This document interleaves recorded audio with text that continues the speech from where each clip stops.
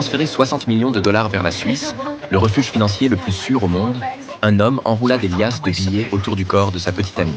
Après de longues heures d'efforts, il réalisa que cette méthode nécessiterait plus d'une centaine de voyages. Sa compagne fit alors venir toute sa famille. Et en un mois seulement, ils parvinrent à tout transférer. Mais ce n'était que la partie émergée de l'iceberg de leur fortune. Auparavant, pour gagner la confiance des riches, Jack avait formé ses employés pour en faire des courtiers en bourse professionnelle.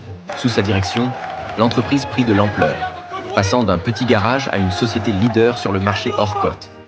Cette ascension lui valut une place dans le magazine Forbes. Dans le milieu, on le surnomma le loup de Wall Street, en raison de sa vente d'actions à haut risque. Grâce à la médiatisation de Forbes, de plus en plus de courtiers affluèrent pour rejoindre la société, dont la taille doubla encore en un mois. Lors d'une soirée organisée par l'entreprise, Jack rencontra Annie.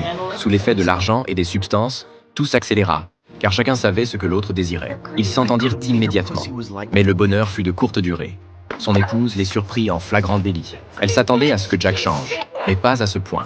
Ils divorcèrent, finalement. Dès le lendemain, Jack acheta une bague sertie d'un énorme diamant et demanda Annie en mariage. Ils se marièrent rapidement dans une cérémonie somptueuse.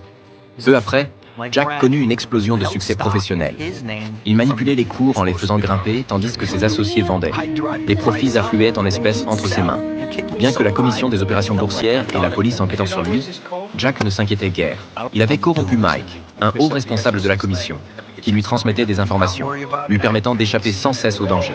18 mois plus tard, la société de Jack lança son introduction en bourse. Il aida l'entreprise de son ami Jimmy à entrer en bourse, racheta secrètement 85% des parts, puis utilisa ses méthodes habituelles pour faire monter le cours au maximum avant de revendre rapidement. Cette opération créa un véritable exploit. En 3 heures, ils empochèrent 22 millions de dollars. Alors qu'ils célébraient, l'agence d'événementiel les appela. La police enquêtait sur Jack et réclamait la liste des invités fortunés du mariage. Jack sentit le danger approcher. Son avocat l'avertit de ne surtout pas tenter de corrompre l'agent Parker. Bien qu'il promit de s'abstenir, le lendemain, il convoqua Parker et tenta de le soudoyer par des allusions. Non seulement Parker refusa, mais il faillit enregistrer les propos de Jack comme preuve. Après cet échec, Jack décida de transférer l'argent sale vers une banque suisse. Il se rendit à Genève pour discuter de la sécurité des fonds. Le responsable bancaire, sans le dire explicitement, suggéra une opération via un compte tiers. Jack usa alors de son charme pour convaincre la tante d'Annie d'ouvrir un compte en Suisse. Son associé détenteur d'un passeport suisse transféra tous les fonds.